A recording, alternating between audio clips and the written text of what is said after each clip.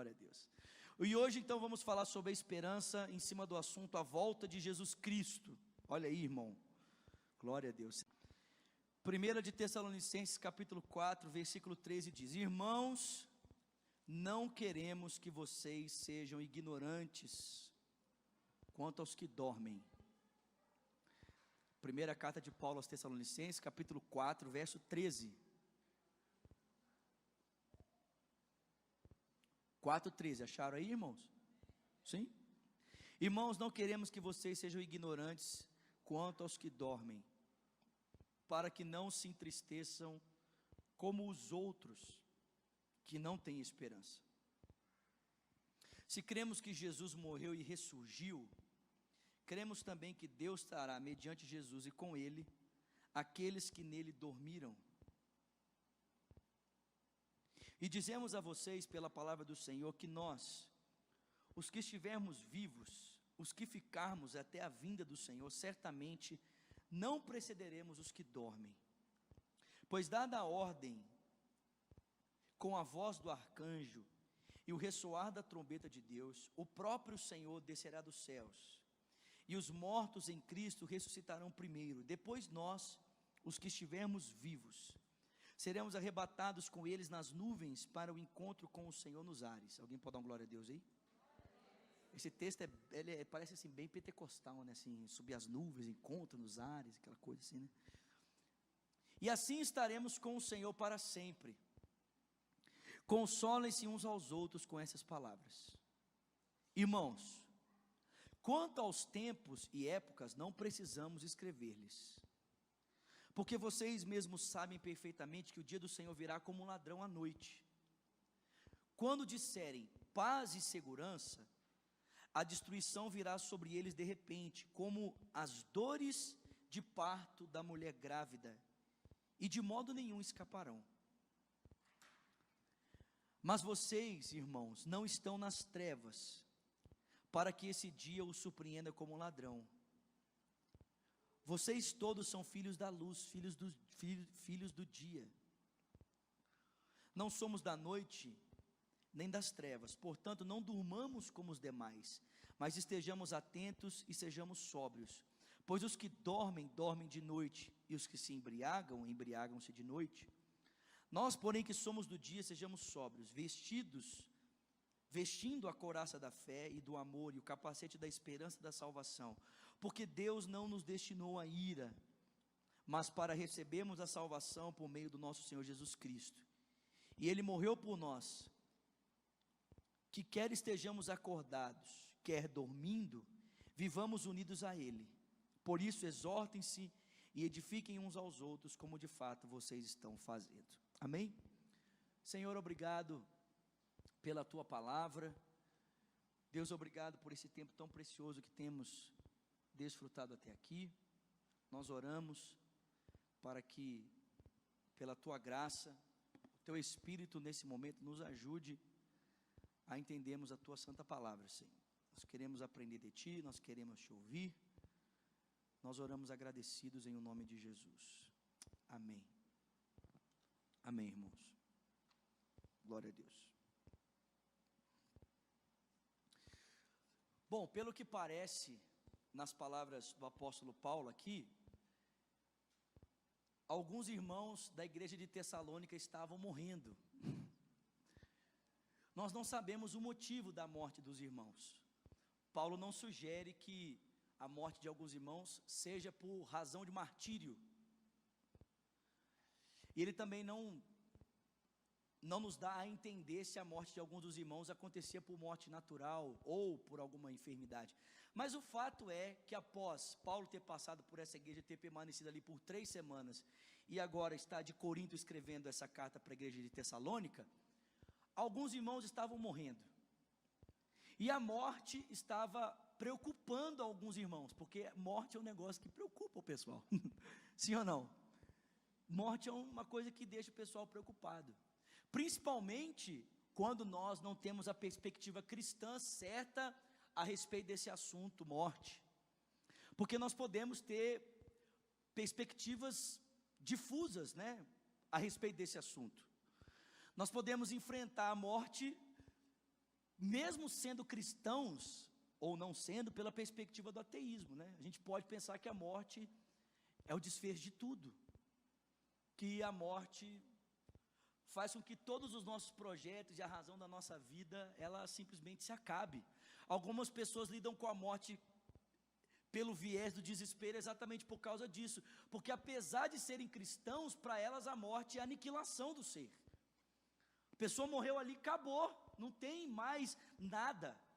Presta atenção, é verdade que um cristão diante da morte de alguém, ele pode sentir um sofrimento por sentir a perda da pessoa, mas não está desesperado a respeito do destino daquela pessoa. Então, nós podemos, diante da morte de alguém, falar assim, poxa vida, eu não vou ter mais essa pessoa por um breve momento, e isso pode gerar dor em nós, mas se nós estamos desesperados quanto ao destino daquela pessoa, isso mostra que, até mesmo sendo cristãos, nós podemos estar encarando a morte pela perspectiva do ateísmo, do desespero, porque para o ateu, uma vez que Deus não existe, e nada de sobrenatural existe, nenhuma perspectiva de espiritualidade existe, a pessoa morreu, acabou. Mas nós também podemos enfrentar a morte pela perspectiva das filosofias orientais, que também norteia a perspectiva do espiritismo, né, o panteísmo, de que a vida não é composta de um movimento linear, né, onde há início, meio e desfecho, mas a vida é cíclica. Então, sendo a vida cíclica, a morte, ela é apenas uma passagem para o quê? Para a próxima reencarnação. Então, a morte, na verdade, ela é aquele momento em que a pessoa, se ela fez boas coisas, ela será um espírito um pouco mais evoluído, migrando de posição, né? Talvez reencarnando no corpo do macaco, de uma barata, ou de um rinoceronte, né? Que coisa linda, né? Ou a pessoa pode, de repente, ficar aí vagando no limbo, né? Esperando que alguma benesse possibilite a ele, então, reencarnar numa posição inferior, para que ele, então, possa expurgar os pecados que ele cometeu. Essa é uma outra perspectiva que nós podemos encarar a morte. Mas o cristão, ele precisa encarar a morte por uma outra perspectiva. E Paulo vai dizer para mim e para você aqui, que a base que deve nortear a maneira como nós encaramos a morte são duas. A primeira, nós devemos encarar a morte conscientes da realidade que o Senhor Jesus Cristo, ele morreu e ressuscitou. Paulo diz, um cristão, ele encara a morte, ele não é levado ao desespero como os outros, por quê? Porque o seu Senhor passou pela morte, mas ele não permaneceu na morte, ele ressuscitou dos mortos, amém, queridos? E de fato, Jesus Cristo ressuscitou dos mortos, amém, queridos? De fato, isso é uma afirmação concreta, é uma afirmação histórica. É lógico que nós vivemos por fé nesse fato, porque nós não o vimos ressurreto entre os mortos. Jesus disse isso, mais bem-aventurados são aqueles que não viram e creram.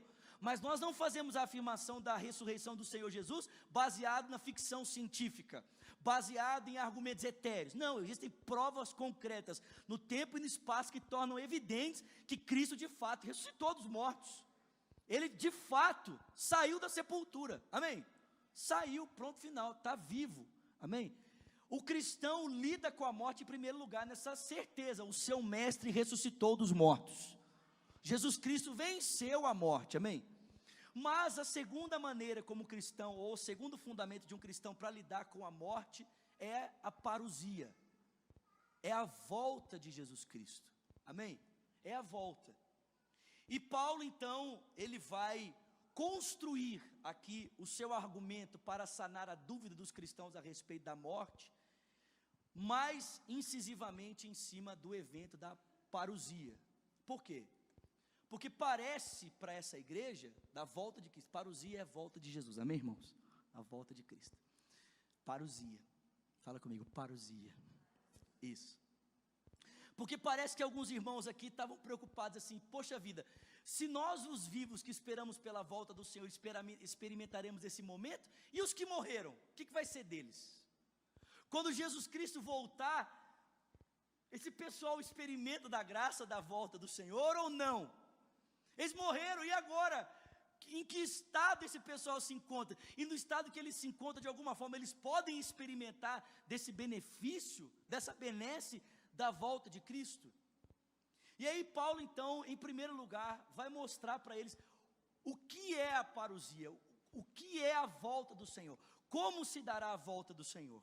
Irmãos, olha só, é muito interessante que o apóstolo Paulo, quando ele vai falar a respeito da volta de Cristo, ele usa um elemento histórico para fazer com que os irmãos entendam o que acontecerá quando Jesus Cristo voltar para buscar os seus santos, a sua igreja, amém? Ele usa um elemento histórico, olha só. Primeiro eu quero que você abra comigo lá em 1 Coríntios, vai abrindo lá por favor, 1 Coríntios, capítulo 16, olha só.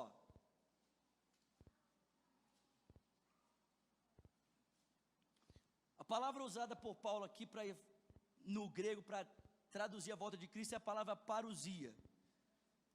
Historicamente, o que essa palavra significa? No seu sentido histórico, ela significa chegada, ela significa presença.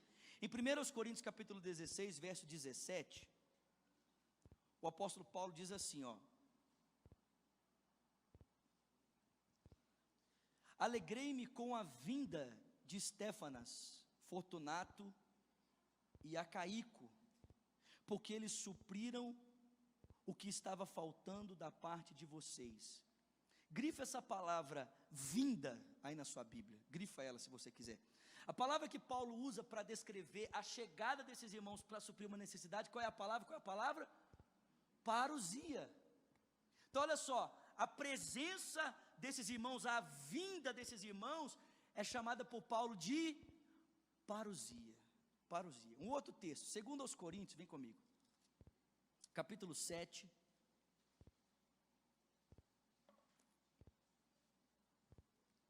Versículo 6.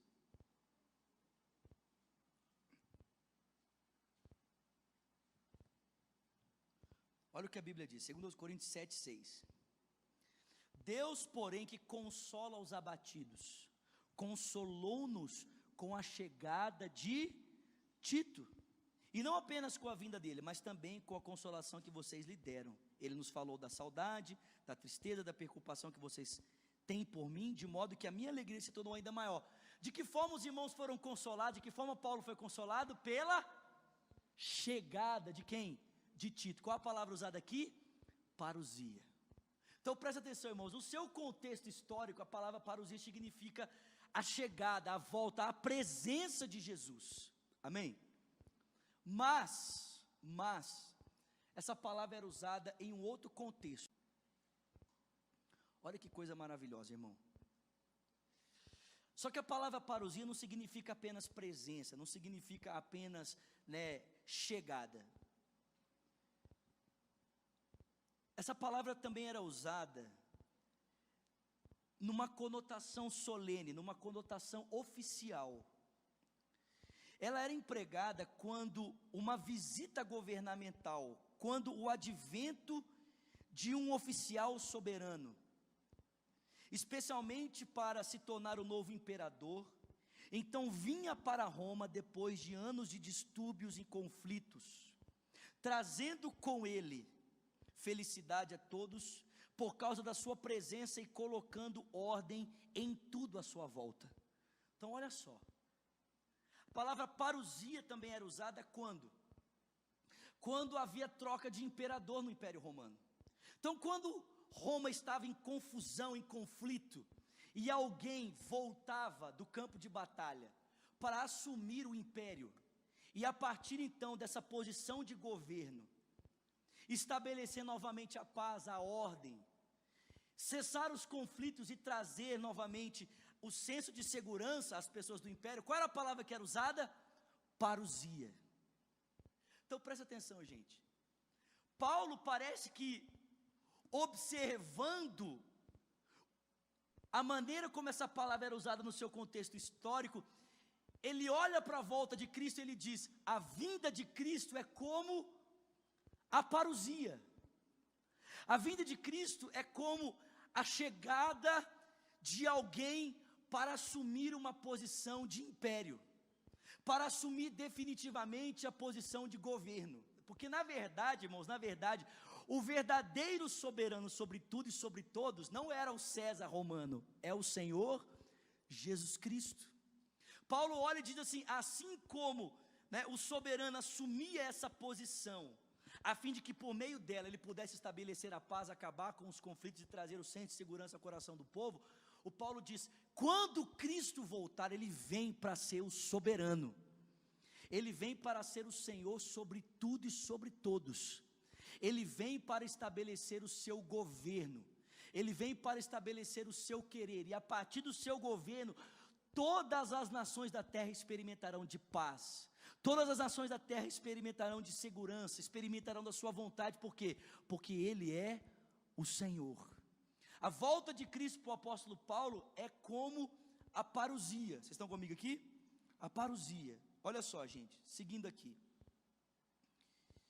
ele é aquele que vem para trazer a felicidade, ele é aquele que vem para cessar os conflitos, ele é aquele que vem para estabelecer a sua vontade, amém? Também aqui na carta, é relatado pela chegada do soberano, da parousia do Senhor. Então, Paulo não diz apenas que é a parousia, mas a parousia do Senhor. E a palavra Senhor usada no grego é a palavra Kyrios, diga comigo, Kyrios, Kyrios, que é a palavra Senhor. Mas o apóstolo Paulo vai dizer para mim e para você, que o único que realmente merece ser chamado de Senhor sobre tudo e sobre todos é quem? É o Senhor Jesus Cristo, amém? Aquilo que os romanos entendiam cumprir-se na figura do César romano, do Kyrios romano, Paulo vai dizer que verdadeiramente isso vai se cumprir de forma satisfatória em uma única pessoa. Qual pessoa? A pessoa de Jesus Cristo. Gente, você precisa lembrar que quando Roma dominou as nações da terra, ou pelo menos o mundo antigo, Roma estabeleceu a Pax, né? Qual era a base da estrutura governamental romana? A Pax Romana. Roma veio para estabelecer a paz, por causa da pavimentação das estradas, por causa de um correio bem estabelecido, por causa de um exército estruturado, havia paz no império, gente, havia segurança no império. As pessoas tinham a sensação de que aquele César, aquele Kyrios, aquele senhor ali, ele podia garantir a elas a vida perfeita, a vida que elas tanto desejavam.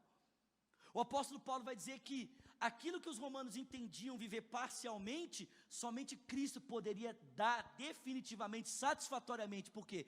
Porque ele cumpria a verdadeira parousia, porque ele era o verdadeiro Senhor. Amém, irmãos? Ele é o verdadeiro Senhor. Volta comigo lá então para 1 Tessalonicenses, por favor. Então Paulo diz que para que aqueles cristãos estivessem em segurança diante da morte, eles precisavam entender que Cristo vinha para cumprir a parousia, ele vinha para estabelecer o seu governo, o seu reino. Olha que coisa interessante, verso 16, pois dada a ordem, com a voz do arcanjo e o ressoar da trombeta de Deus, o próprio Senhor descerá dos céus, e os mortos em Cristo ressuscitarão primeiro. Gente, era exatamente isso que acontecia quando o imperador romano vinha para assumir a soberania do império. Trombetas eram tocadas para anunciar a sua chegada. Trombetas eram tocadas para que todo mundo entendesse, o soberano está chegando, para que as pessoas parassem para contemplar a sua entrada e pudessem ovacioná-lo. Paulo diz que dada a voz do arcanjo, o ressoar da trombeta, o verdadeiro soberano surgirá nos ares. Vocês estão comigo aqui? O verdadeiro soberano aparecerá, o verdadeiro soberano. Paulo vai dizer que essa afirmação contundente que ele está fazendo a respeito da volta de Cristo não está baseada em fábulas que ele aprendeu. Paulo diz que de alguma forma isso está sustentado no argumento que ele recebeu do próprio Senhor e nas fundamentações do Antigo Testamento. Mas preste atenção, ele diz, o Senhor descerá dos céus e os mortos ressuscitarão primeiro.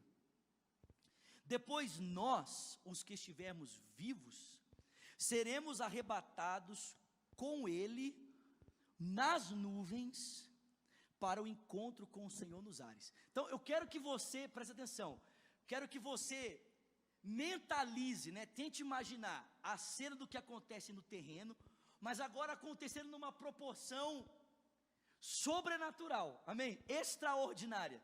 Tipo assim, o soberano, o Quírios romano entrando em Roma, as trombetas sendo tocadas e as pessoas vindo ao seu encontro para prestar a ele reverência, amém? Por quê? Porque ele é o cara que veio para estabelecer a paz, a ordem, ele é o cara que veio para estabelecer todas as coisas, para trazer felicidade ao coração do povo. Maravilha, glória a Deus. Aí o Paulo diz, mas a verdadeira parousia, o verdadeiro Kyrios é aquele que vem do alto. Paulo diz, a trombeta ressoará e o Senhor aparecerá nas alturas. E presta atenção, gente, a parousia de Cristo, a aparição de Cristo é um evento tão sobrenatural, que tem implicação no mundo dos vivos e no mundo dos mortos.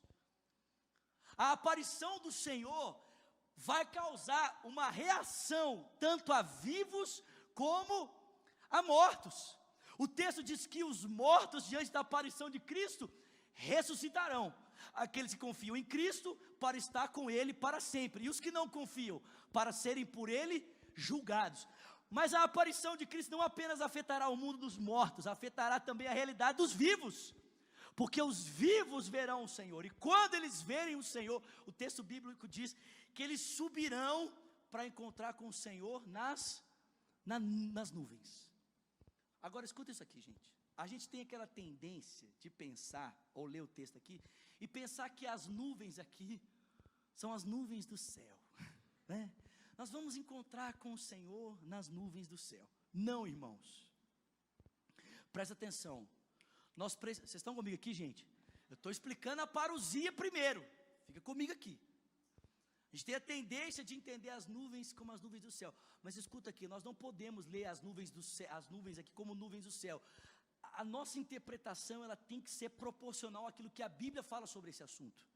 E quando a Bíblia fala sobre nuvens, sobre o encontro com o Senhor nas nuvens, ou na nuvem, nós precisamos lembrar de todas as vezes que a glória de Deus apareceu em nuvem, e o povo de Deus se encontrou com Deus na nuvem da glória.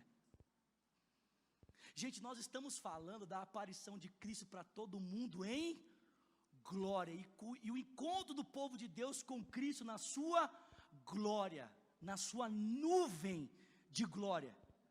Gente, pensa no exemplo de Moisés. Vamos começar lá por Moisés. Em Êxodo, quando Deus chama Moisés para o alto da montanha para ter um encontro com Deus, onde é que Moisés entra? Onde é que Moisés entra? Na nuvem de glória. A presença de Deus é representada pela nuvem. E Moisés entra onde, irmãos? Onde que ele entra? Na nuvem da glória de Deus, para que ele possa ter um encontro com Deus. Posteriormente, a presença de Deus guardando o povo durante o dia era representada pelo quê? Pelo quê? Por uma nuvem. Uma coluna de fogo à noite e uma coluna de nuvem durante o dia. Quando Jesus Cristo, em Mateus capítulo 17, se transfigurou diante dos seus discípulos, uma nuvem apareceu, e da nuvem saiu uma voz que dizia: este é meu filho amado em quem eu me comprazo. O que é isso, irmãos? A glória de Deus. Quando o tabernáculo foi cheio de uma nuvem, uma fumaça, o que isso representava? A glória de Deus. E quando Cristo ascendeu aos céus, quando Cristo ascendeu às alturas, ele foi recebido por uma nuvem. Uma nuvem. O que mostra para nós que o encontro do cristão nas nuvens não tem a ver com a formação da massa que eu e você contemplamos todos os dias, a gente acha bonito ou não. A nuvem aqui representa a glória de Deus. Cristo virá em glória, irmãos, e nós subiremos, os vivos e os mortos, porque a parousia afeta os mortos e vivos, para encontrarmos com Cristo na sua glória. Amém, irmãos? Na sua glória. Só que ele diz mais, né? encontrarmos com Cristo na sua glória, para o encontro do Senhor aonde? Nos ares, para encontrarmos com o Senhor nos ares, ponto, deixa por assim, vai ficar melhor, nos ares. Gente, o que é isso? Toda essa descrição que o Paulo está fazendo aqui corresponde à parousia do imperador romano. Por quê? Porque trombetas eram tocadas para anunciar a sua chegada, e ele entrava na cidade. Só que antes de entrar na cidade, antes de ele adentrar pelas portas de Roma, porque as pessoas ouviam o barulho da buzina, o que o pessoal fazia? O pessoal saía correndo da cidade para aplaudir o imperador, para encontrar-se com o imperador. Porque essas pessoas que saíram ao seu encontro eram responsáveis por conduzi-lo, por recebê-lo, por fazer a ele, preparar para ele um caminho de honra, por preparar para ele um caminho favorável. Olha o que o Paulo está dizendo, gente. A parousia, a aparição do Senhor, ela antecede o som de uma trombeta, para anunciar que o soberano está chegando. O soberano que com a sua vida, com o seu poder, seu controle, seu governo, pela sua ação, ele altera o mundo dos vivos e o mundo dos mortos. E o texto diz que esses que são agora sujeitos ao seu governo, saem ao seu encontro. Vão se encontrar com ele aonde? Nos ares, gente. Vocês estão entendendo isso aqui? Eles saem para encontrar-se com o Senhor nos ares, amém? Gente, por que a igreja, por que o corpo de Cristo tem que subir para encontrar com o Senhor nos ares? Em primeiro lugar, gente, o fato de Cristo nos arrebatar para encontrar com Ele nos ares, deixa muito claro que a volta do Senhor é para um público específico. Cristo não está voltando para todo mundo, está voltando para a igreja. Cristo não está voltando para o mundo inteiro. Pensa na cena do casamento. Só que no casamento judaico, você sabia que a noiva entra primeiro e o noivo entra depois? Não sabia, né? Então, uma nova informação para você, né? No casamento judaico, a noiva entra primeiro, o noivo entra depois.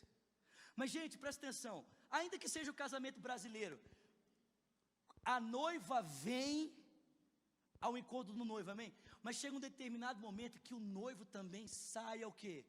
Ao encontro da noiva.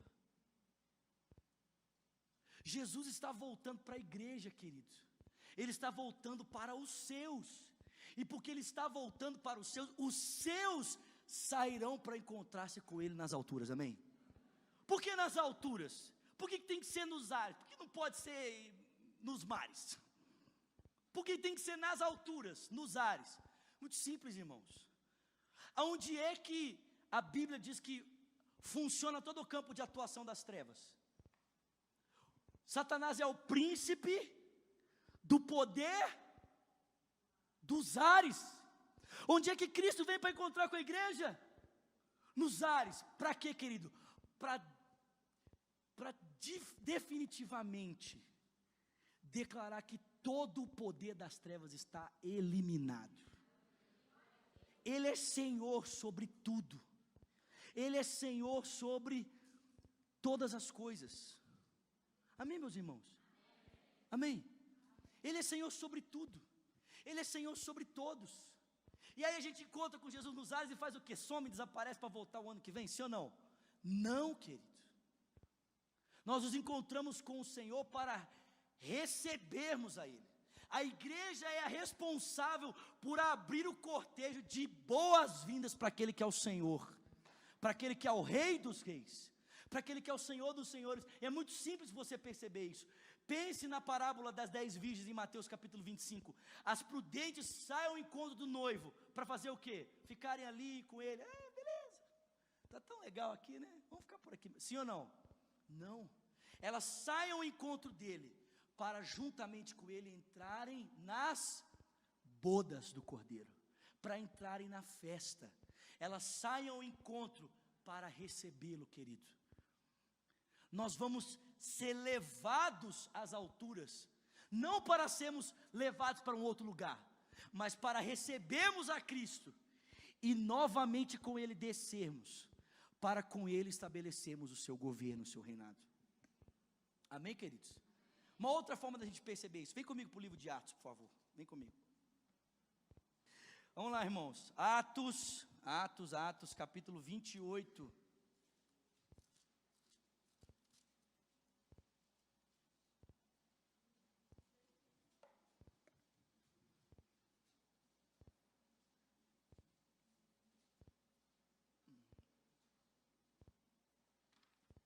Atos capítulo 28, versículo de número 15. Atos 28, verso 15 diz assim: os irmãos dali tinham ouvido falar que estávamos chegando, e vieram até a praça do Ápio e as 3 vendas para nos encontrar. E vendo-os, Paulo deu graças a Deus e sentiu-se encorajado. E quando chegamos a Roma, Paulo recebeu permissão para morar por conta própria sob a custódia de um soldado. Então presta atenção, quando os irmãos ficaram sabendo que Paulo estava chegando em Roma, o que eles fizeram? O que eles fizeram, irmãos? Saíram ao seu encontro para recebê-lo. E aí eles ficaram lá na praça do Ápio, sim ou não? Sim ou não, irmãos?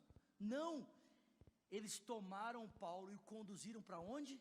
De volta para a cidade de Roma. A mesma palavra usada aqui em Atos é a mesma palavra que Paulo usa lá na parousia. Nós vamos ao encontro do Senhor para recebermos o Senhor. Gente, vocês têm ideia do que é isso? Que loucura! Tipo assim, nós vamos sair para dizer: Jesus, tu és bem-vindo. Chega mais, que a terra é sua, toma conta de tudo, porque agora o negócio vai ficar bom, amém? Nada de Michel Temer, irmão, o negócio é Jesus Cristo. Toda expectativa de que um governo humano faça aquilo que só o governo de Cristo é capaz de fazer, irmão, é idolatria.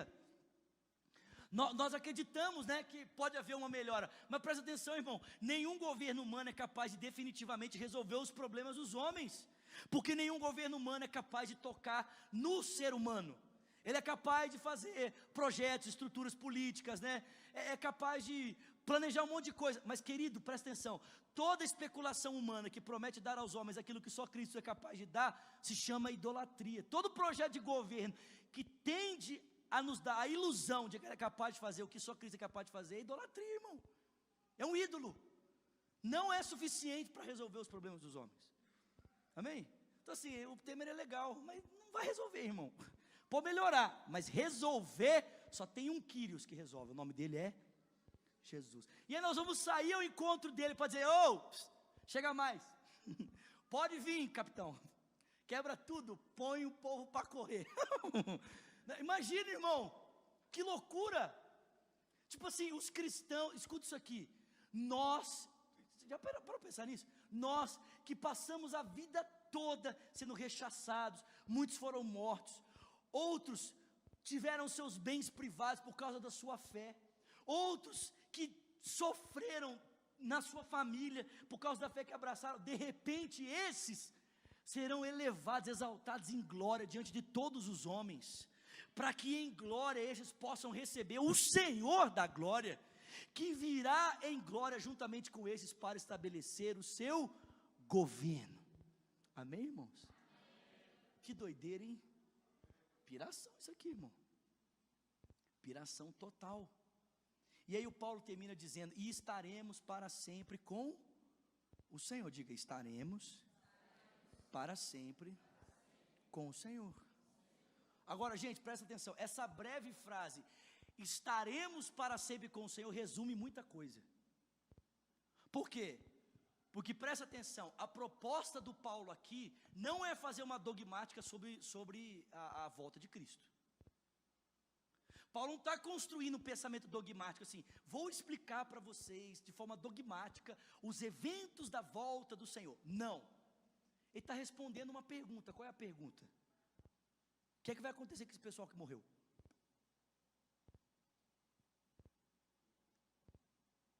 Ele está respondendo uma pergunta muito simples: o que é que vai acontecer com esse povo que morre? E Paulo então responde dizendo: não, esse povo que morre vai ressuscitar quando Cristo voltar. Então não está pretendendo construir uma dogmática, dos eventos do escatom, escatologia, né? Paulo não está dando uma aula de fim dos tempos, não é isso, irmãos. Mas preste atenção, essas palavras de Paulo devem ser interpretadas com todo o restante do ensino que ele traz a respeito da volta de Cristo, nas suas outras cartas. Essas palavrinhas aqui, e estaremos para sempre com o Senhor, precisa de levar em consideração tudo que o Novo Testamento ensina a respeito da volta de Cristo. E o Novo Testamento ensina a respeito da volta de Cristo, e quando Cristo voltar, para estarmos definitivamente com Ele, algumas coisas terão que ser preenchidas. Primeiro, Cristo derrubará toda expressão de governo. Toda expressão de autoridade humana será destruída por Cristo. Ele vai derrubar todo o império. Todo. Amém, irmãos? Todo o império. PT, PSDB, PCdoB, PP, PPPPP, tudo. Presta atenção, todo o império anticristo será destruído. O governo do Senhor será estabelecido sobre toda a ordem da criação antiga, para que ela seja renovada. O juízo do Senhor será então estabelecido, e todos os homens comparecerão perante o seu trono branco. Cristo julgará os homens, e por fim então, Ele estabelecerá definitivamente novos céus e nova terra. Então olha só, irmão, quando Paulo diz assim, e estaremos para sempre com o Senhor, o que ele está pensando? Ou qual a expectativa que toda essa colocação tem para nós? Primeiro, Cristo destruirá toda expressão de governo. Todos os governos do mundo serão destruídos para o estabelecimento do reino de Deus. Segundo, isso significa que todos os homens comparecerão perante o trono branco, o trono de Cristo, para prestarem conta da sua vida e das suas obras. Terceiro, que Cristo restaurará totalmente a criação antiga. E por fim, então, nós viveremos definitivamente no novo céu e na nova terra. Irmão, que coisa gloriosa, hein? Paulo está dizendo para nós, gente, escuta isso aqui, que a parousia do imperador romano, um evento natural, terreno, nos ajuda a compreender um pouco do que acontecerá numa realidade mais abrangente. Amém? Amém, irmãos? Glória a Deus por isso. Então volta lá comigo, por favor. Agora que você já entendeu a parousia,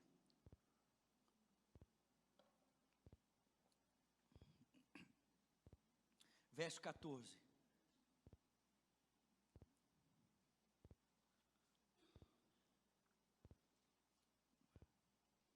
Verso 14.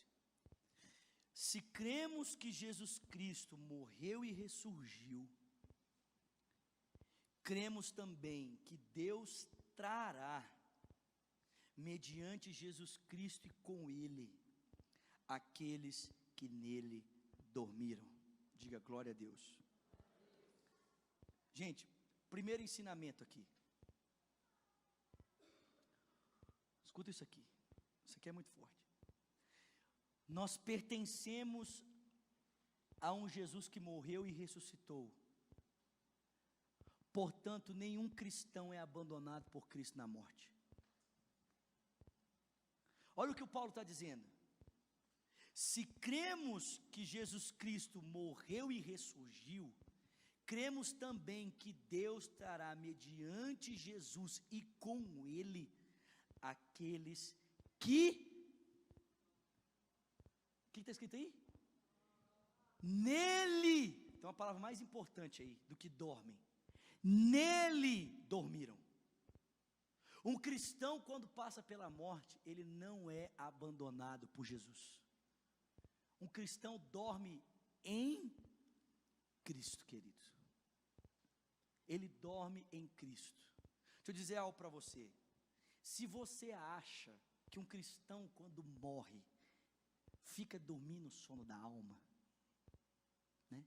Tem gente que acha que quando o cristão dorme, ele, né, fica lá, aguardando a volta do Senhor. Não.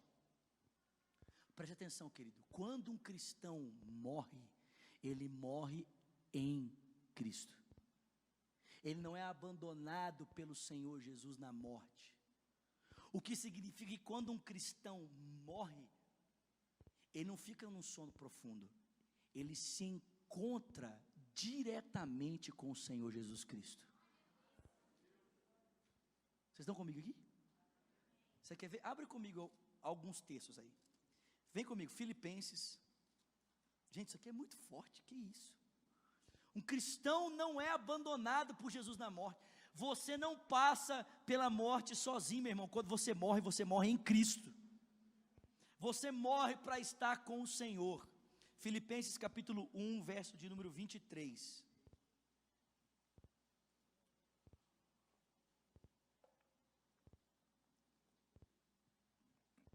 Olha o que Paulo diz: estou pressionado dos dois lados, desejo partir. Diga comigo, partir.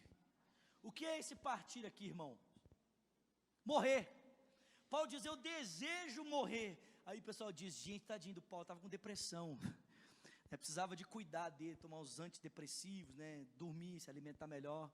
Não, irmão, presta atenção, olha o que Paulo diz: desejo partir e estar com Cristo, o que é infinitamente melhor, o que é muito melhor. Sabe o que isso mostra? É que se Paulo fechasse os olhos dentro daquela cela em Roma, ou caso a cabeça dele fosse degolada no patíbulo, os olhos dele se fechavam aqui na terra, mas ele abriria os olhos dele diante do Senhor Jesus Cristo. Um cristão não é abandonado por Cristo na sua morte. Segundo ensinamento, Paulo está dizendo, olha, vocês estão preocupados demais, vocês não devem estar como os outros que não têm esperança. Por quê? Em primeiro lugar, porque um cristão não é abandonado por Cristo na sua morte. Quando ele morre no Senhor. Segundo, como Deus o Pai cuidou de Jesus durante os dias entre a sua morte e ressurreição, Deus também cuidará dos cristãos que dormiram. Presta atenção, meu irmão. Ah, que delícia! Assim como a vida de Cristo estava confiada ao Pai durante a sua vida, morte e ressurreição, no tempo em que Cristo esteve morto, você acha que a vida dele esteve nas mãos de quem? Nas mãos de quem, irmão? Nas mãos do seu Pai. Onde é que você acha que a sua vida vai estar quando você morrer? Você acha que a sua vida vai estar confiada a quem? Ou ao que quando você enfrentar a morte? O mesmo Deus que cuidou do seu filho é o Deus que cuida de você, amém, querido? Cuida da sua vida. Terceiro, os cristãos não apenas precisam entender que eles não são abandonados da morte, Cristo está com eles porque eles dormem em Cristo. Segundo, os cristãos não apenas precisam entender que o mesmo Deus que cuidou de Jesus no tempo da morte também cuidará deles, mas os cristãos de Tessalônica e nós precisamos entender que nós não apenas somos consolados com a certeza do que Cristo, o Senhor, nos faz no tempo em que estamos mortos, mas nós precisamos mais do que isso, sermos consolados com o grande evento da história, que será a parousia do Senhor, em que nós experimentaremos juntos com os mortos a aparição do Senhor. Nós não apenas somos consolados por pensarmos assim, exemplo, meu pai morreu, faz 13 anos, morreu. Eu não sou apenas consolado pensando assim, meu pai dormiu no Senhor, graças a Deus, dormiu em Cristo. Eu não apenas sou consolado na certeza de que o mesmo Deus que cuidou do Senhor na sua morte, ou no tempo da morte, está cuidando do meu pai, mas eu sou consolado na certeza de que quando Cristo voltar, eu e o meu Pai estaremos juntos experimentando de um mesmo momento. Vivos e mortos, irmãos, estarão juntos diante do Senhor na sua volta. E o Paulo diz que a gente não deve ser ignorante. Ele diz assim: porque os mortos, eles ressuscitarão primeiro. Por que ressuscitarão primeiro?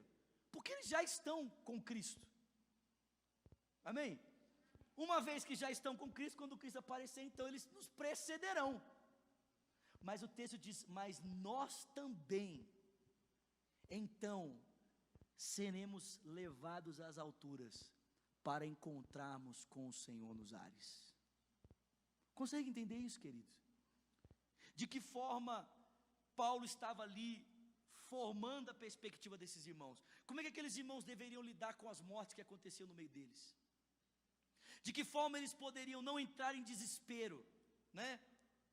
Como que eles poderiam encarar a separação? Paulo diz: fiquem tranquilos, porque quem morre, morre no Senhor, não estão abandonados. O mesmo Deus que cuidou de Cristo um tempo em que ele morreu e ressuscitou, está cuidando deles agora. Agora presta atenção, nós não estaremos eternamente separados. Um evento na história nos unirá novamente. Ô gente, você consegue pensar nisso? Que um evento na história unirá toda a igreja de Cristo. Não, pensa, irmão. A parousia do Senhor fará com que toda a igreja esteja ela reunida em um só lugar, com Cristo nos ares. Você tem ideia, meu irmão, que nós subiremos, se estivermos vivos até lá, para encontrarmos com o Senhor e com a igreja do Senhor nos ares? Essa igreja que é composta de Abraão, Isaac, Jacó, Moisés, Davi. Essa igreja que é composta dos apóstolos, de Paulo. Essa igreja que é composta dos mártires. Essa igreja que é composta dos santos da história. Você tem ideia do que é isso? Essa igreja que é composta talvez daquele seu familiar que partiu, do meu pai, sei lá, de um parente seu que morreu, um irmão, não sei, talvez. Sei lá quem morreu da sua família, não sei. Eu sei quem morreu da minha. Meu pai morreu. Mas, irmão, presta atenção. Eu não estou separado dele eternamente. Existe um ponto na história em que a nossa história se ligará de novo, amém? Por um breve momento nós estamos separados, mas a história está caminhando para um lugar, e quando ela chegar no seu lugar, então Cristo aparecerá, e com Ele, os que nele dormiram, para estarmos unidos com Ele, para sempre, para sempre. Paulo diz: vocês devem consolar uns aos outros com estas palavras. É assim que um cristão é consolado diante da realidade da morte de um outro cristão. Ele sofre pela ausência de alguém, mas ele não sofre com a partida, ele não se preocupa, ele não vive preocupado: o que será que foi daquela pessoa, né? Como se fosse o alto da barca do inferno, em que as pessoas eram colocadas, né, no barco, com 2 moedinhas para o barqueiro pegar, e a pessoa podia entrar ou não. Não, querido. Presta atenção, nós não devemos andar como aqueles que morrem sem saber se são salvos ou não. Não é isso que a fé cristã quer oferecer a mim e a você. Não, presta atenção, querido. Nós podemos morrer nesse exato momento com a mesma certeza de Paulo: se eu fechar os meus olhos aqui, eu vou me encontrar com o Senhor. E aqueles que experimentam da separação são consolados exatamente por essa certeza de que quem partiu está aos cuidados do Senhor, não foi abandonado pelo Senhor, e temporariamente estamos separados, mas a parousia, a aparição do Senhor nos unirá novamente. Consegue entender isso? Consolai-vos uns aos outros com estas palavras. Esse é o conselho de Paulo. Não ande em desespero, meu irmão. A morte, presta atenção, a morte não deve nos trazer desespero. Eu estou lendo um livro, eu vou falar isso aqui e vou encerrar. Eu estou lendo um livro que chama O Peregrino. Alguém já leu esse livro, O Peregrino? Quem já leu? Quem nunca leu, lê esse livro. O livro é muito bom. Tem o filme, você pode assistir o filme. Mas também tem um outro livro que você pode ler. Esse eu não li, mas eu vou ler. As Crônicas de Nárnia, do C.S. Lewis. Mas eu assisti os filmes. Mas, gente, então, Oxe, o que aconteceu aí? As Crônicas de Nárnia, no Lewis, né? Mexeu com todo mundo. Você já imaginou a cena que eu vou falar, né? Oh, beleza. Então vou no Peregrino primeiro. No Peregrino, cara, ele ilustra a cena da entrada do cristão e do seu amigo esperançoso na cidade celestial pelo cruzar de um rio. Depois que eles cruzam um rio, eles entram então pelos portões da cidade celestial para encontrarem com quem? Com quem? Com Jesus Cristo. O rio é o que, gente? É a morte. A morte para nós, irmãos, é a porta de entrada de um lugar. Aqueles que morrem para entrar por uma porta. Aqueles que morrem para encontrar com o seu Senhor. Agora, no filme do C.S. Lewis, né, As Crônicas de Nárnia, você lembra do ratinho, né? Como é que é o nome dele? Riptili, obrigado. E ele está lá, e, cara, você deve se lembrar, velho, essa cena é maravilhosa. Tipo assim, tem uma onda imensa diante dele. E ele sabe que o Aslan, né, que retrata a figura do Senhor Jesus Cristo, entrou para dentro do lugar e tchau. E aí, tipo assim, fica critério, e aí, vocês vão para onde? E o ratinho, cara, ele fala um negócio que ele fala assim: eu sempre sonhei em estar com ele. Eu sempre quis estar com ele. Eu vivi esperando esse momento de cruzar os portões para entrar na cidade. E aí ele entra no barquinho dele, e o que ele faz? Ele passa para dentro da cidade. O que é aquilo ali, gente? O que é aquilo ali? É a morte. É a morte. Um cristão não tem medo da morte. Por que não tem medo da morte? Porque Cristo ressuscitou dos mortos. E porque Cristo voltará. Parousia. Consolai-vos uns aos outros com essas palavras. Amém? Fica de pé no seu lugar. Eu dividi a pregação em duas, porque se eu fosse falar tudo hoje, não ia dar tempo, ia acabar. Semana que vem, nós continuamos a falar aqui, né? Porque são duas perguntas que basicamente estruturam o texto todo. A primeira pergunta é: o que acontece com os mortos, né?